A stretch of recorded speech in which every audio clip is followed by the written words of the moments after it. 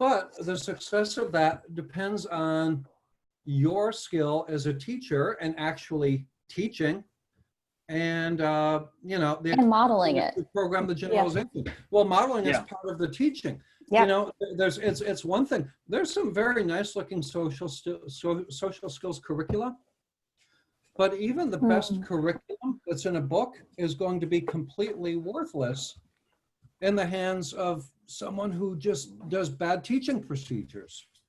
Right. So the procedures themselves are just as important as the skills being taught. Well, and also it has to be generalized. So if we're teaching them in schools, we've got to be creating situations that would easily generalize to, restaurants or, any other public place. So yeah, I guess this is such a broad topic. Maybe we should funnel it down just a little bit. I mean, let's recess back into our. With you. Yeah. No. I fully expected this. I know Ted and Lauren, our speech pathologists, who everyone I'm sure you'll meet eventually, is they are a little bit more of the mindset that social skills can be taught. I just feel like from an instructional standpoint, it has to be so contrived. And when I think about social interactions, the key to social interaction is that rebound, right? So I go up and I ask you what you're doing, you tell me what you're doing, and I say, can I play with you? And you say yes, or you say no.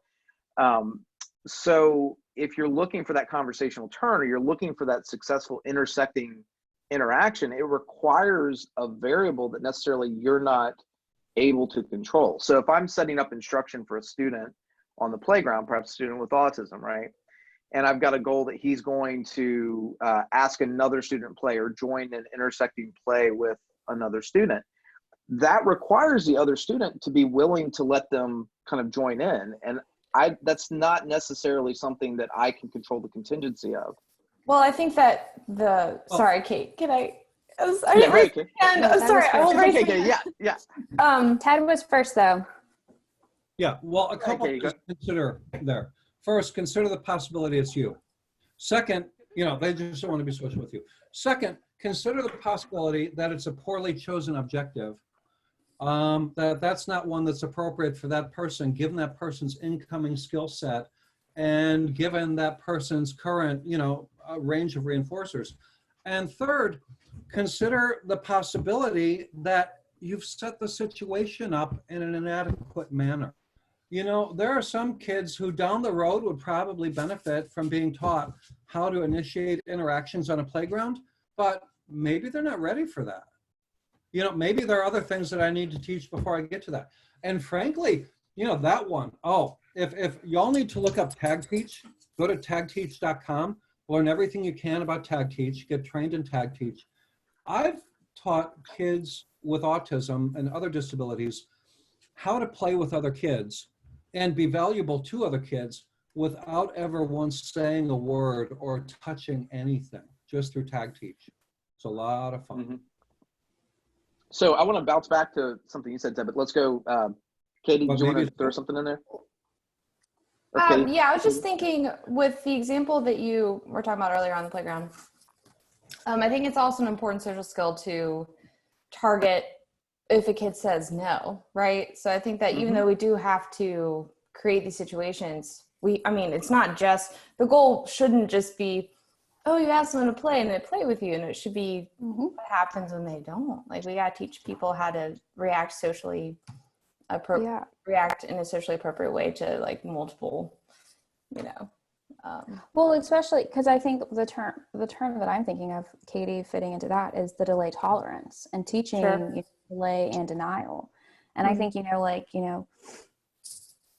I think on like riding the subway or riding the bus, you want a seat, you see a seat, you say, excuse me, can I take this? We've taught them how to take a seat. If they're always being given, if someone always stands up and lets them sit, right. What are they learning? And so they need to accept that someone may say, no, back off. Yeah. Because I think it's definitely important. It's not fair for the kid to always assume that when they ask appropriately, it's always going to happen, because I don't know how to say it the correct way. No, I think it's a really valid point. I mean, that we run into this issue a lot of times where the mindset is we just need to contrive the environment such that there never is the negative, right? There never is the failure, or there never is a rejection of any kind, but that's not really life. So that doesn't really speak to how we should instruct, because sometimes the kid doesn't want to play with you, right? Sometimes you don't get invited to a birthday party. And All that's those doing a things disservice to are their kind of relative. disability. That's doing a Right. disservice to their disability if we set them up that like, oh, every time Right. this happens, Yeah. like you ask and it works out in your favor, it's always going to be like that. No, that's not going to happen. That's not a social skills problem. That's a teaching problem. That's Yeah. I'm not Yeah. doing this the right way problem. I've chosen a bad procedure problem. It's a Love being on Team bigger Ted. perspective though, Ted, because like I have never ever put a social skill in any of my IEPs that I wrote. Would never do that. I would work on social skills, but I wouldn't actually target them as a goal. But they end up in IEPs, and we see a lot of them in IEPs. And the one I said about the playground is one that I see intersecting play, because it is a developmental milestone. We see a lot of times, and it maybe the conversation is, how do we end up with them in the IEPs to begin with? And what, as we look at educational ABA and we look at ABA pushing into the schools, once it's in the IEP, that's what the teacher's working on. And if we're supporting that classroom, is that something ethically, A, that we can really work on, and B, practically work on? Because they do end up in the IEPs. And I think for the most part, they're driven by, a lot of times they're driven by parents wanting their child the absolute best for their child, right? I mean, no question about it. But I think we're hesitant sometimes to talk about barriers that exist for kids in IEP meetings. So you start to see some of these overwhelming goals emerge into IEP meetings. And there are things that we can control in instruction and things that we can't. And Ted, I take your point about like what you've taught, but when we start talking about autism, like there's such a range of what that looks like from a interaction standpoint. I mean, generally speaking, a lot of the kids that Katie and I in particular have worked with autism, if we just left them alone and we just kind of let them recede into their bubble, we didn't try to, bring them out at all, we wouldn't have any behaviors with them at all. It's kind of this balance of things, and they get created. So. But it's not unheard of that there might be difficulties with things that end up on an IEP, right? And with social skills in particular, there are some good curricula out there. There's some good materials out there, but in the hands of someone who doesn't know how to select what to teach or how to teach it, they're worthless. But a lot of the things that are chosen, I would imagine, as social skills targeted by an IEP, they look good, they sound nice, but maybe they're not the best selected skill. If you look through, there's the whole social awareness and manners subscale of the APLS. There are a bunch of social behavior things, social interaction things on the ABLS. There's quite a lot on social skills, on essentials for living. It's largely a social skills assessment in addition to a lot of other things. When we're doing verbal behavior training, verbal behavior is social behavior. Absolutely, so, yeah. So, teaching a kid to count to 10 instead of smack someone, or say, good game, shaking hands when he lost the game instead of smacking someone, that's kind of a stupid skill. Let's figure out what to, because that requires, that's predicated on the notion that the child can actually observe that he's in that situation and about to do that behavior, that he's on the point of doing the behavior. Well, there's a level of awareness there that maybe the kid doesn't have and maybe hasn't been taught yet. But then there's the whole self-management aspect. Self-management is actually two behaviors in one. It's the behavior that you got to manage, and it's the behavior of managing that behavior. And probably a third behavior, the awareness of that behavior you got to manage is happening, right? You got to notice it's happening or about to, and then you got to manage it. Well, that whole thing, that holy trinity of behaviors is missing from a lot of social skills IEPs. And so that's where the prompting prompting comes in, that over prompting aspect of it. Right. Yeah. Okay, you had your hand raised so nicely just a minute. Actually, I think you did both hands a second ago. Oh, I was just reinforcing Katie's behavior. Well, actually, I was modeling more so. Instead of being like, hey, I was like, be proud. Raise your hands, girl. So with 2 hands. With 2 hands. Yes. I think I kind of lost it, but I can talk myself into finding it. So I think that just with the broad subject of can social skills be taught in schools, I think we as good teachers would do it every day. I think especially self-contained classrooms, you should be doing that on a daily basis with all of your kids. And I think that, like Kate said, IEP goals specifically is kind of it's a whole other separate conversation, because is it done well?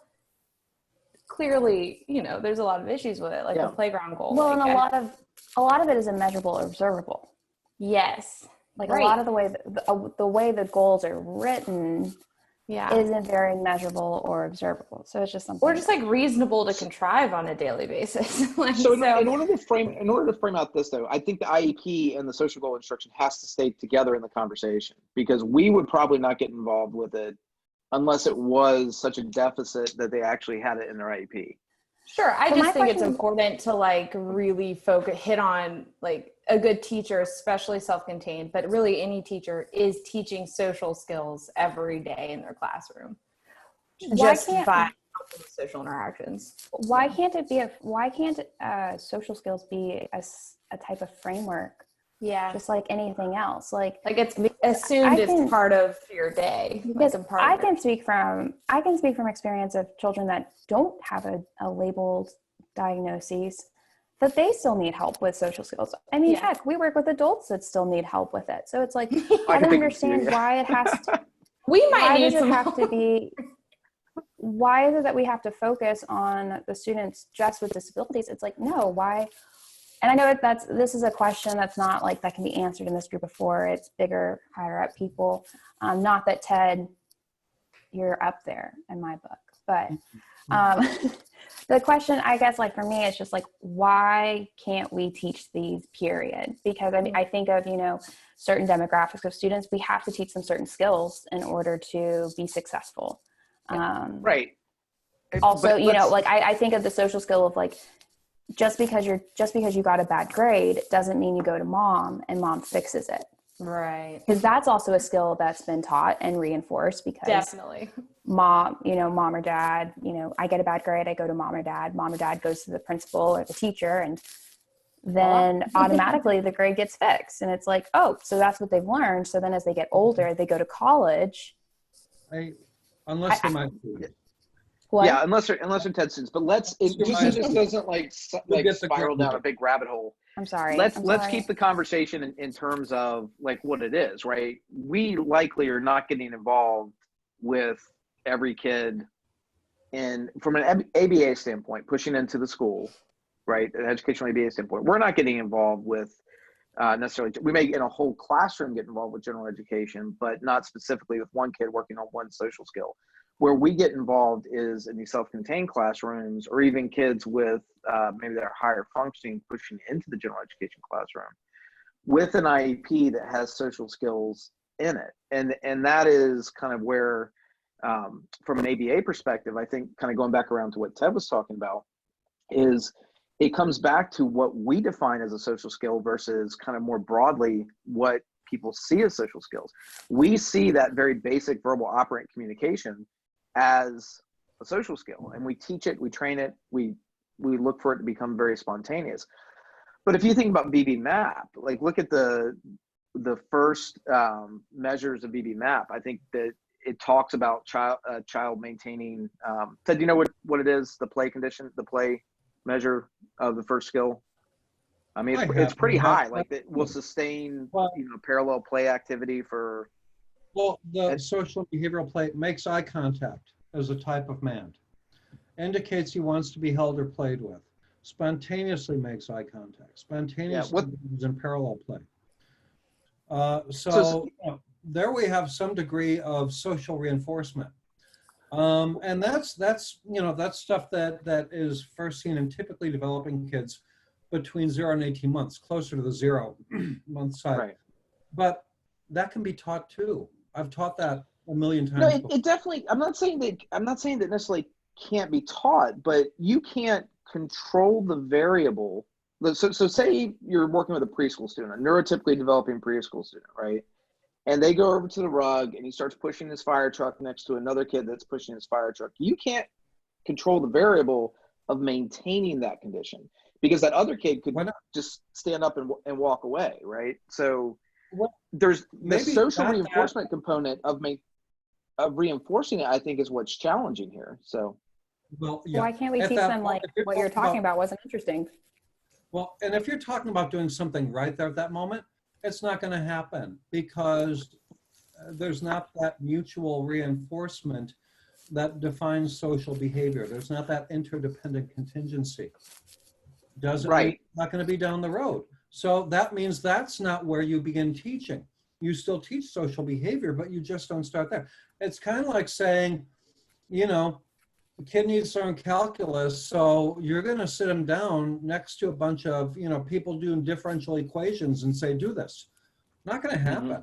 You know, you start with, you know, naming numbers and counting and all of that stuff first. So, but it does happen. And that's kind of where I'm trying to drive the conversation a little bit. We walk into pre-established IEPs as behavior analysts, right? And I don't think, as much as I would like to say, we have enough influence to try to get some of these big social skills out. I don't think we're going to. And I think what we need to kind of look at, maybe picking up Thursday especially, is what is best practice, right?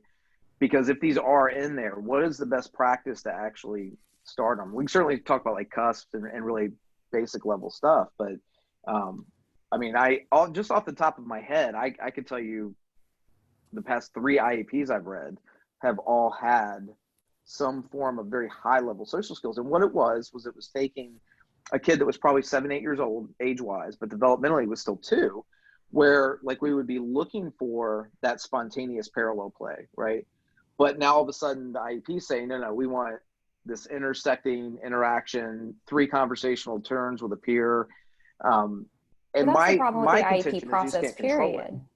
Right. That's the problem with the IEP process is like it's not even a social skill issue. It's the fact that we push more to the grade level instead of where the child like is at that time. Like where, you know, for kids that are in 4th grade, but developmentally functioning in kindergarten, there's always these examples of like, they're going to be doing triple digit addition. Why? They can't even recognize their numbers yet. Sorry. Yeah. It's 100% an inappropriately selected skill. And what I point out in the IEPs that I attend when things like that happen, and it's not just in social skills, I point out that, you know, it's certainly not a free, appropriate public education. Mm-hmm. And it's the duty of those present in that room to ensure that that's what this child receives. You know, insofar as social skills and other stuff, I listen to the school psychologist report, or I read it if I get it ahead of time.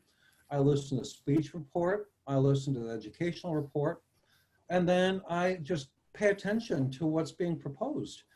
And if it isn't commensurate with what I'm reading in those other reports, those other evaluations, I speak up and I coach the parents through what to say.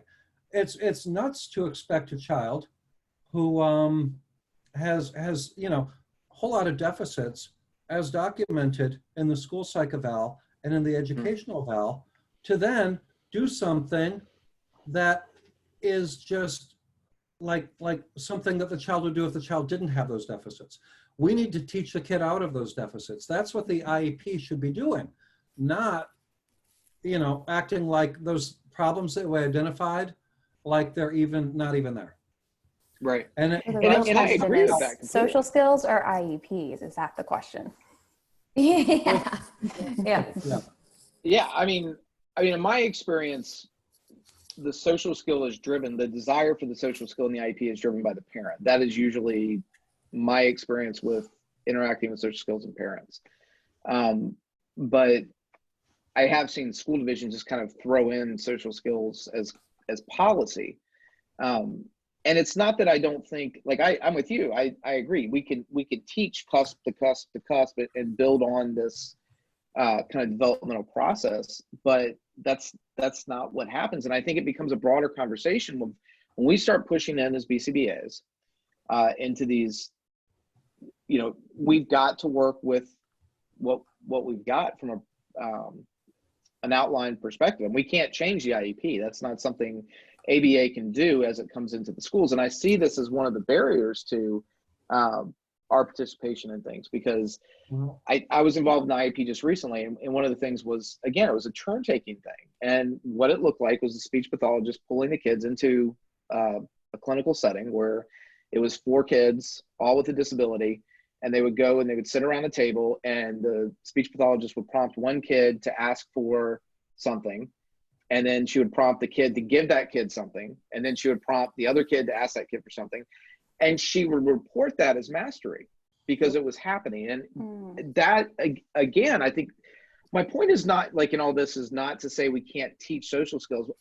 My point is to say we're kind of not doing a very good job at it from yes, exactly. an IEP perspective. Yeah, for sure. Spot on. 57 minutes later, we exactly all are what on the we're same saying. page. No. I just want to create a little dialogue there. I mean, like, but we report that, like, that's being reported. And again, as ABA gets in that educational model, our data has to drive a level of honesty with both the parents and the schools. And why can't we speak up? I don't understand. And the IEPs that I'm invited to attend, I certainly speak up. Yeah, Ethically, I can't keep my mouth shut. Oh, no, if no. I'm speaking offense. We can speak up. We just can't change it. We can't change the outcome. Well, I mean, that's, but for that one child, we can. If we can convince people, if we can be persuasive, for that one child, we can. And that's how I do it, one kid at a time. You know what? I'm getting bracelets. WWTD. Yes, what would Ted do? Done. what would Ted do? I need it. Watching them eating potato chips. I think we say what should Cooper do? What will Cooper do? Yeah. So I have been looking, not to interrupt anything, but there is a question on Facebook. Oh, what? Good. Okay, yeah, Good. great. I like that. Yeah. So we did have somebody say, hi, first timer here, agree 100% regarding social cues, heavy prompting needing. So someone else agreed with you.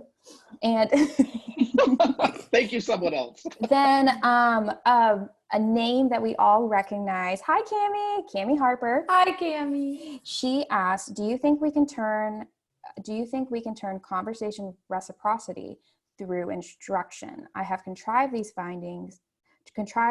by finding willing participants. So there's a question. Yeah, I mean, I think you can if it's thought out well enough. I mean, to me, the conversational reciprocity and this conversational turn type thing is dependent on a motivating operation to maintain the conversation, right? Like, I want to stay engaged in this.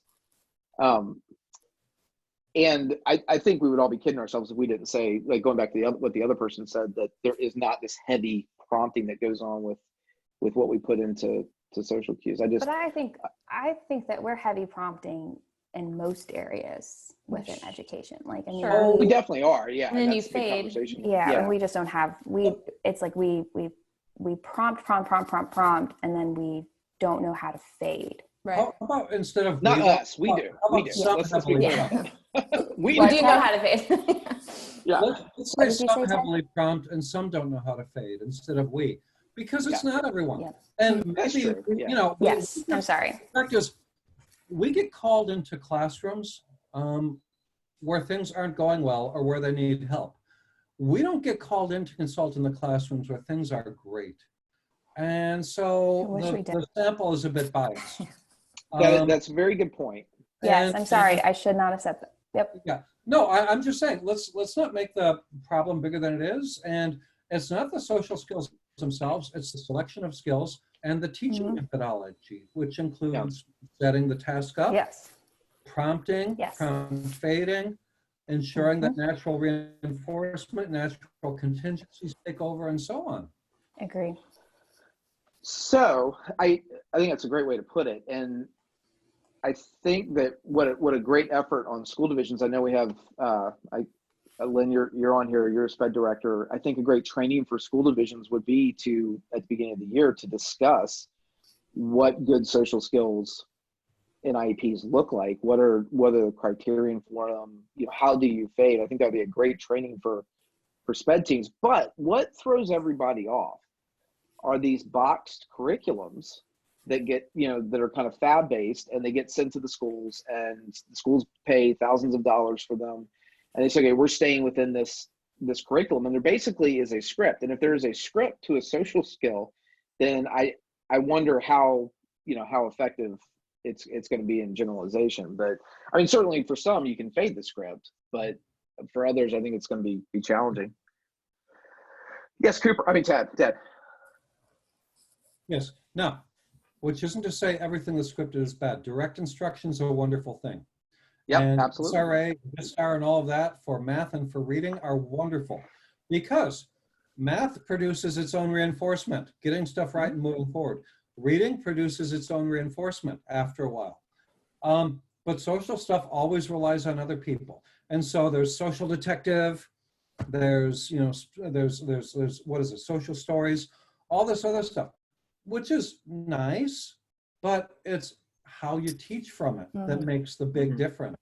You don't just write Bobby's beating everyone up. I'm going to write a social story. That's not going to take care of it. That's why there's a whole field of functional assessment and behavior intervention, program development, all that. And, teaching kids to be social detectives is nice, but what's going to keep that going? And how are you going to teach it? It's more than just reading them a book with appealing comic book characters.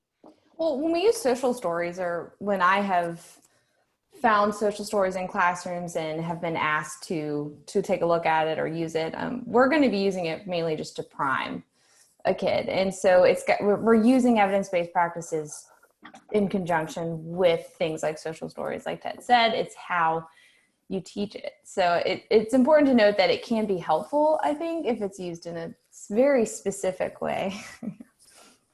Yeah, I think it's, Kate, would you have? I think, listen, I have no issues with social stories. My big problem, especially with working with students within the general education setting that may have IEPs, is when I ask, okay, so it says that the student has a social story. This is a situation that seems to be real. Like if I looked at, the reasons for them being sent to the office, X, Y, or Z, and they're like, oh, it's in their social story. I'm like, great, where is the social story? It's buried underneath a stack of papers on the desk where the kid is not allowed to cross the line in order to access it. And so that's just like an example. Or, it's been made, they read it once and then they never look at it again. So I think like what Katie was saying, it really depends on how it's taught. And so again, making a book with a ton of pretty pictures in it, and single sentence, and like simple sentences on each page, and having the kid repeat and just have it become rote, basically. It goes back to what Katie was saying. It's not teaching. So that's just Kate. So that's just, yeah, and I hate to keep getting sucked down into the. I had written down. I knew we'd get on social stories eventually, and I had written down the IEP goal that I pulled out of a IEP. And the sad thing is, this IEP was just done back in April, so it's it's going to be effective for the next year. But it reads: given a social story, X will reduce his behavior of spitting across the school day. Well, the social story is not going to reduce X's behavior of spitting across the school day, right? But these are the things that we see constantly, and you see social stories put into accommodations as well. And Kate, you and I had that long webinar we did about accommodations and modifications, and does it really need to be there, kind of thing. started. Ted will get me. Yeah, Ted, you got a question. What would Ted do? What would Ted do? What would Ted do? If X could reduce his behavior across the school day, he wouldn't need an IEP goal for it. And it's not just that one school division. I've seen that all over the place. The student will reduce his behavior. Then why are you there? Then why does he need your help if he's going to do it? No. Absolutely. Yeah. Great point. Yeah.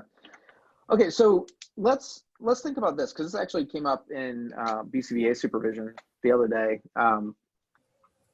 Who determines? We talk about social validity in ABA. Like, we have to have a socially valid reason to intervene with a behavior, to create an intervention for a behavior.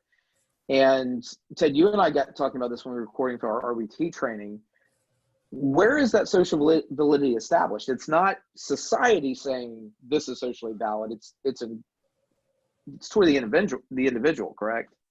Yeah, aside from the global things like don't kill people Well, yeah, Right. and don't rob always good to banks. have a social story Yeah. for that. Moral Yeah, code. aside, yeah, write social stories for those. Aside from those global things, yeah, it's always within the life of that individual or the people around him, Mm-hmm. or both, preferably. But I think that we kind of take it more from the perspective of the adult sometimes. Like, I know, like, being from Texas, and I'm sure that the SPED director down there in Georgia will understand what I'm saying, is followed by every request or basically any sentence, you say, yes, ma'am, no, ma'am. Yeah, right. Yes, sir, no, sir. Yeah. And it was funny. And I say that because, that was very ingrained in me. Being from Texas, that's how we address any adult, even if you like them or don't. And then I get up to Virginia, which in my brain is definitely the North. But I had a professor. What? I had a professor that was Oh, from no. like even more north, like New York area. And I would follow anything I said with like, yes, ma'am. And she said, Kate, I really enjoy working with you, but I need you to not say ma'am. And so like, I would be like working with her and I'd be like, yes, yep, I got it. Yeah, right. But I think that that's something like, and I've walked past classrooms before where the student is saying yes, and the teacher is saying, yes, ma'am, yes, ma'am. And the kid's saying yes. And I'm thinking like, wow, you're lucky that you're getting a yes. I'm surprised Right. you're not getting a yeah, Or a sure, or a no. sure, whatever, Yeah. F you, Yeah, right. other things. Like, you know what I mean? Like, I just think that's something to think about. Well, I think Sorry. that's a good like code switching point. I mean, if we're going to teach kids social skills, we also have to teach where those skills are actually appropriate, because you're going to be different at home. You might be different at a family cookout than you are in the lunchroom. And so, yeah, I think that those, or if you're traveling, like if you're like Kate and you're from Texas, but let's say this family just moved to Virginia, and then there might be some different things there. So that's important to kind of teach so that they don't get picked on, or so that, that they're not, thought of, or they're not outside the realm of normal, and that normal is not the right word, outside the realm of what's Neurotypical, expected. whatever it is. Well, yeah, and I wasn't even really I should talking like about expected that. behavior, I think is what you're saying. Yeah, like I wasn't even Yeah. speaking towards like functioning level or anything like that. Yeah. Just in terms of like where you Culturally. are. Yes, thank you. Yeah, for sure. But no, I think that's a great point that you bring up, because, and Ted kind of hit on it really early on when he was talking about what we had to learn in Bulgaria. I mean, just the head. Oh my nodding gosh, and- yes. Yeah. This means yes. What? Yeah. Very confusing when What? you're speaking to people. Yeah. But no, Oh. the environment does impact some aspect of social validity, I think, as well. Like what that person needs to be successful in that environment. And you bring up a really good point that a lot of times in education, and Kate, this goes back to what you were saying about the gen ed classroom and just kind of more broadly working on social skills. We just assume that when kids walk through a school door, they should know, they should understand, They should accept that they've got to flip a switch. Mhm. And all of a sudden their social behavior look very different than what it looks like before they got on the school bus, or even at home. Right. Right. So social skills have to be taught at school. Ooh, Yes. I am not debating the concept of Mic drop. should they be taught. You my said debate can they? and well, yeah, I said can They they? can. I mean, it's a good question. They can and they are. Yes, on They a daily can and basis are. by most good teachers. Yeah. And Yeah. again, Yeah, and I think that we rely on natural contingencies to regulate that instruction, right? There Right. are natural consequences that occur in a lot of social skills education. We talk more broadly about just a general education classroom, walking down the hallway, right? Like if you were trying to walk the opposite direction of the flow of traffic down the hallway, which whenever I'm in a high school or middle school, I just try not to be in the hallway because it scares me because the kids are so it's a big. I mean, it's like, scary it is place. truly intimidating. Yeah. But you think about like walking down the hallway, if you're walking down the wrong direction, there's a natural consequence to that, right? And you kind of fall in line ultimately to the flow of traffic. And you've got to be able to understand that and that matter to you as well. So I just think there's a lot of variables that we run into that are difficult to control from a social skill education. And it's funny because when I first started in education, I was all about the concept of teaching social skills. I was like, social story, man, I'll read that thing. Hey, I'll print out a book. Let's sit down. And then when I started my ABA coursework, my supervisor, Brian Myers, give him a little shout out. He was relaying a story to me about someone I think he was in his 20s, and he had come to him and wanted to teach him how to date. And I was like, wow, that's a great idea. I mean, all men should learn how to date. I'm not sure Brian Myers is the person to necessarily to instruct that, but whatever. But no offense, Brian. Oh no.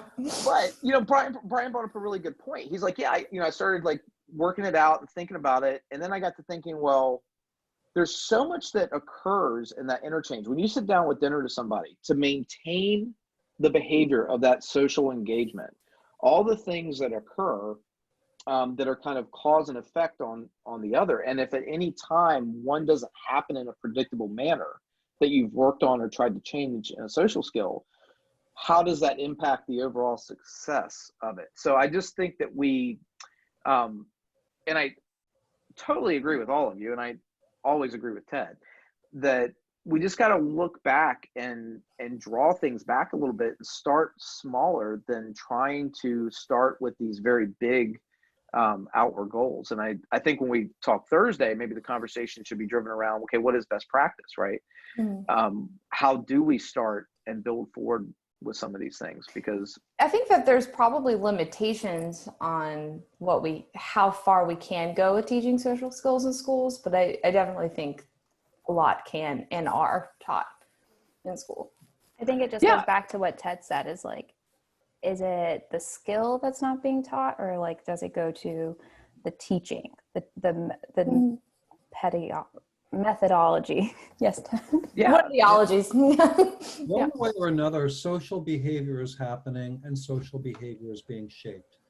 Mm-hmm. And it may not be the particular social behavior topographies that are addressed by the IEP or specified by the teacher, but stuff is being taught and stuff is being shaped. Mm-hmm. And it's great when what the kids are learning is actually what you're teaching them.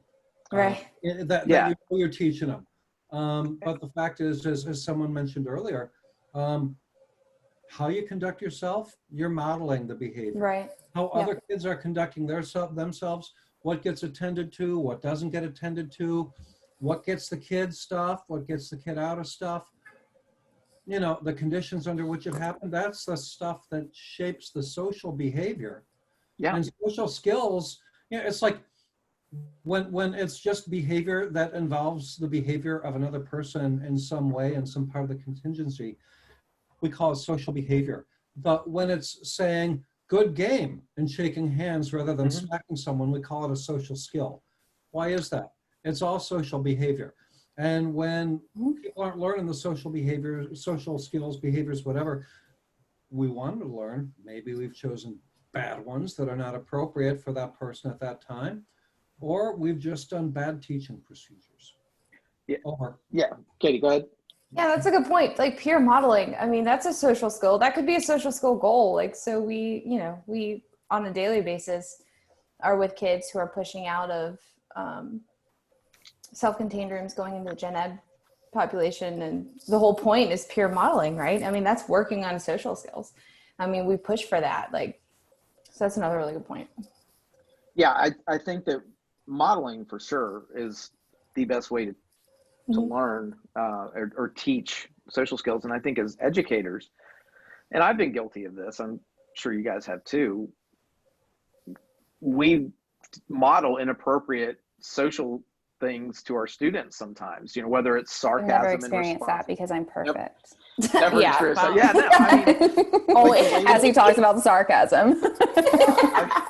the way we talk to other teachers, I mean, it's something that if we are going to be teaching it, we need to be very, very mindful of it. The other thing I kind of bumped on was and I know I've kind of talked a lot about that pre-K kindergarten thing, but one of the things I've heard so much is those teachers, those younger age teachers telling me, well, now I've got all these other students doing it because this kid was doing it in the class, like getting up and running around. So it can kind of work in the inverse, right? Like the modeling can also work in the inverse, especially when younger kids see attention being gained or access being gained and reinforced through inappropriate behavior. So that's why it's so important for our response to be measured and make sure we're not inadvertently reinforcing things. And the one last thing I'll touch on, Kate, and then let's jump in. And Ted and I were talking about this when we did the trauma one. We've got to appreciate that from a standpoint of learning, a lot of kids learn through modeling in the home sometimes, and not sometimes, I mean, pretty much all the time. And their living condition is going to be something that imprints on them for sure. So they're learning different ways of dealing with different things. And in some people's homes, that might be yelling when you have a disagreement, or it might be, a physical reaction when you have a disagreement. Mm-hmm. And those are all things that we have to kind of take into place. But that modeling component is such a huge thing. I think we don't think about it enough. So. Okay, no, what do you want to throw in there? No, I was, when you were saying, we see it in these pre-K settings, but I would say that we would see it maybe also in other settings, any setting. I now have every other kid, I now have other kids watching this child, and now they're starting to do that behavior. And I think, the reason why we get such a bad rap sometimes is because the question we ask isn't, why is that? It's more so, what's the response to this inappropriate behavior? And so because then we're turning it, we're not putting blame on anybody, but we're just trying to have that conversation and that dialogue of this inappropriate behavior is being demonstrated. And now you're saying that every other child is not wanting, but is doing it as well. And so the question needs to be, why? Well, you said it, there's some sort of reinforcement of that inappropriate behavior where other children are like, wait, if I just have to do this to get the teacher's attention or to get out of the classroom, done. Makes sense to me. Yeah. Right. Yeah. And so it's like, that's something that I think we need to think of. It's like, maybe it's not even the skill that we need to teach. It's something that we can very easily change. And I think it's really looking to that parsimony that we talk about, looking for the smallest change first. So trying to help Katie and Maria out as they're setting just a little example for you. Little light bulb went off and you said it. I was like, I'll throw this to you, Ted. Like, if we have that situation, let's say we're working with older kids, like one of the challenging things with working with problem behavior in the secondary environment is it is so peer driven attention function. Like they're looking for attention from their peers a lot of times. So you've got that kid that's doing inappropriate things. Sometimes, kids with disabilities that are saying things that are very inappropriate for the classroom setting, but they're getting a kind of audience-based reaction from the class, right? So it becomes very difficult to work on the pragmatics of what is acceptable to say in that environment, because every time they say it, you're getting reinforcement that you're not controlling. So what would be your advice to kind of work towards that? Okay, first, I'd want to know, I want to just watch and see, are the kids without disabilities, the kids who aren't in special ed, doing the same thing or something similar? If they are, then what I'm seeing is actually, while it's not the nicest behavior, it's certainly appropriate behavior, because the kid is doing what similar age peers are doing in that situation, right? And very often, all eyes are on our learners because they're different. They're those special kids. Second, though, if it's working for the child and it's not hurting anyone, then I have to think, why does it have to change? If it's just weird or socially inappropriate, then certainly I got to look at, why is it happening? What's the need? What's the reinforcement? What's the motivating operation? Mm-hmm. And we've got to work on that. It may mean teaching other typographies, and a teacher teaching that would be, in many instances, just as bad as me teaching that. No one brings their 11-year-old kid to me to teach him how to be an 11-year-old kid. I haven't been one in almost 50 years. So, you need another 11-year-old to teach that. You know, people oftentimes have not a whole lot of kind words to say about Lunch Bunch with a guidance counselor.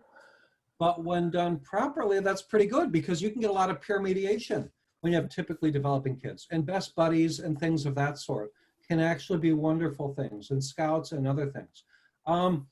You might need to get some confederates, some kids who are, you know, are in on it with the teacher or with the guidance counselor, with the behavior analyst, who then know what to watch for. And when they get that, pay attention to it. And when they don't get it, don't pay attention to it. Mm-hmm.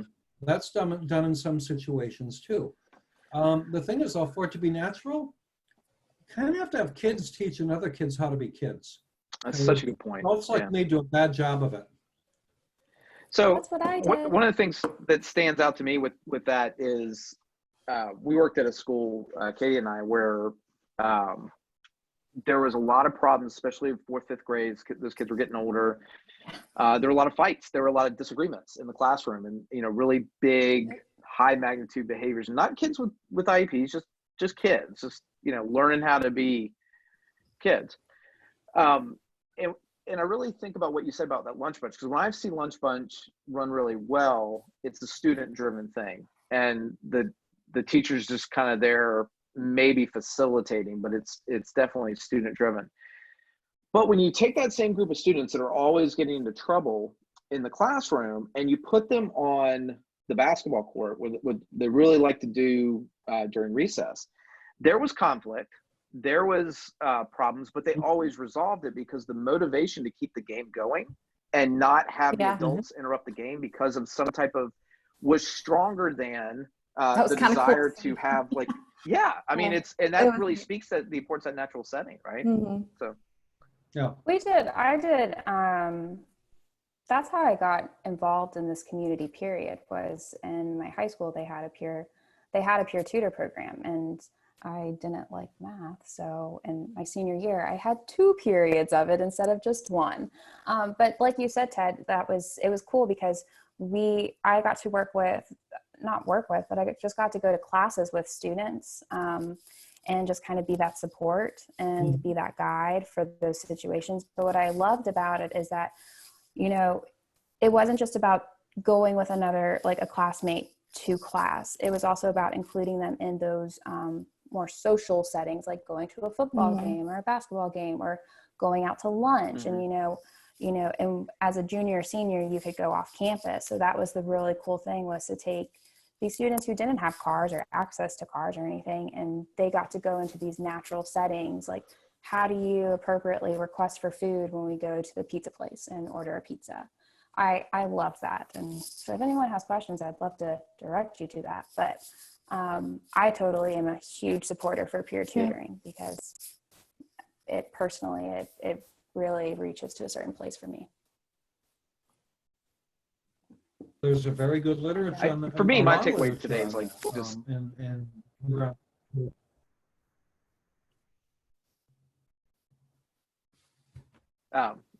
my takeaway is just sometimes you just got to back off a little bit and let things develop. You know, did I lose everybody? I'm still here. Yeah, my internet's a little wonky too. I don't know what's going on. Did you lose me? I'm sorry. Yeah, okay. But yeah, I mean, I think we jump in too quick. Yeah. If we just kind of back off a little bit and let things happen, I think that's going to be the most effective way to kind of teach those things, right? We create the natural environment for these very natural things to occur. But especially in secondary. Too. Right. Yeah. You know, there's going to be more prompting required for our younger or lower functioning friends. Yeah. So it's 10:32. I think on Thursday, maybe we kind of come in at the mindset is, okay, we've had some robust conversation about this. Like, what are best practices? When we start thinking about maybe what are good goals, kind of suggestions for how CUSPs work in terms of social skills and things.